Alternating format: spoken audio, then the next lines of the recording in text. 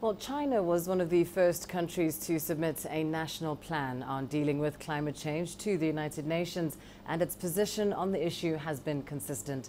CGTN Yuting brings us some reaction from China on America's decision to withdraw.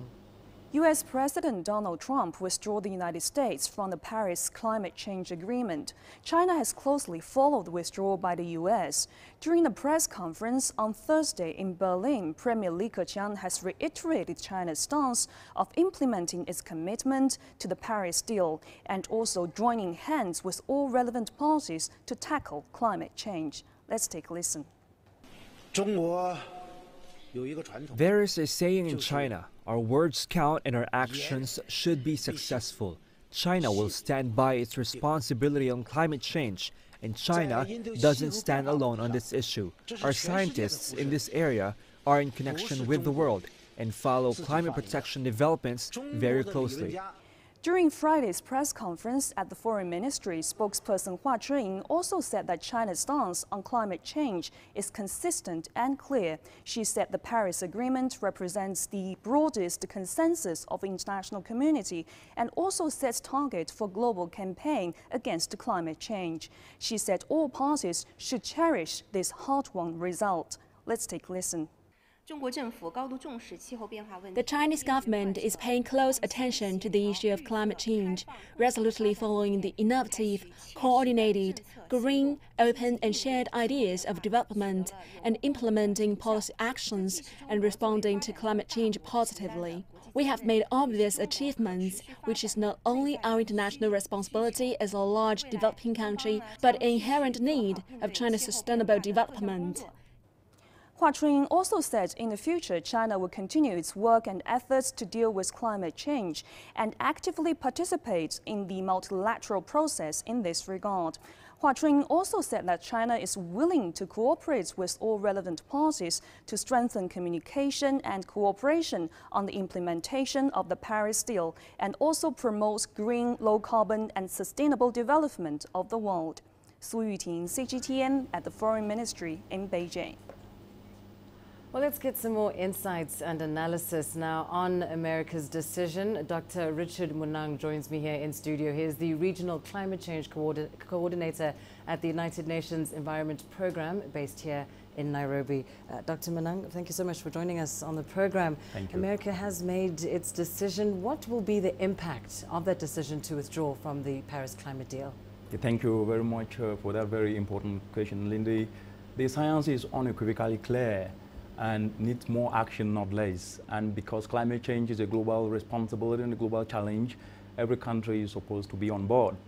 However, as we speak today, many countries across the world are actually ratcheting up their implementation actions. And if you look at China, India, and the European Union, they are actually leading with what they are doing. And therefore, the pulling out of the climate agreement is not going to stop the momentum that the world is already seeing today. It's indeed encouraging that you're saying that it's not going to stop the momentum. But America, of course, we know, is one of the biggest carbon emitters. On the other hand, Africa has contributed the least to the climate change problems that we're seeing. How then should African nations respond to America's decision if we're going to safeguard our continent's future?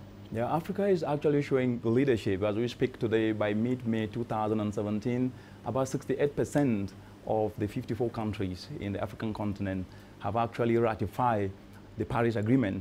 And this shows that at least they've understood that the Paris Agreement provides an investment opportunity, because climate action, if implemented, can address socioeconomic challenges of food insecurity, alleviate poverty, and contribute to macroeconomic growth.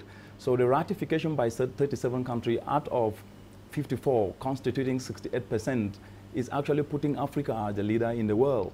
And if Africa can be able to focus in the areas in which they put in their national plans what was called the national determined contributions, focusing in catalytic sectors of clean energy and sustainable agriculture, if they can be able to implement this and seize the opportunity with the Paris Agreement, they will be able to address the challenges of food insecurity and build climate resilience, as well as create more jobs, especially to the 60% of unemployed youth in the continent. And beyond the political arena, of course, there's some concern that the US decision may have a ripple effect. But instead, in some spaces, we're seeing quite the opposite. Certain states or even individuals and companies have reaffirmed their commitments to the Paris deal, despite the stance, sort of that's been put forward by Donald Trump. How then, overall, though, should individuals respond to the challenges we face? Section 5 of the Paris Agreement calls on both state and non-state actors to take responsibility in implementing the Paris Agreement.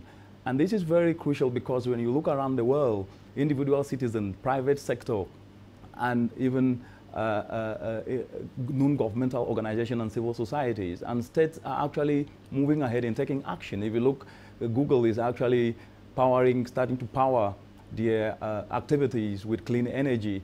Right down here in Africa, if you look at the uptake of renewable energy, which is an alternative to fossil fuel, is not only helping to reduce the indoor pollution that is killing 600,000 Africans every year, but providing an opportunity to move towards a clean pathway. And right here in Kenya, as we speak, farmers are utilizing solar-powered irrigation.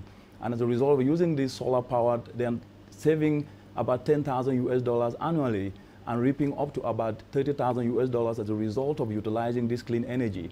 And if you look at the perspective of saving water, which is contributing to the high pressures on ecosystems, it is helping to conserve 1.9 billion liters of water. So ultimately, moving towards a clean carbon pathway, it's an opportunity that will address not just Africa's socio-economic challenges, but provide economic opportunities as well. Indeed. Well, thank you so much, Dr. Munang, for that perspective. Thank you for having me. Thank you. And Dr. Munang there saying, of course, that despite the US decision, this has not slowed the global momentum towards a cleaner world.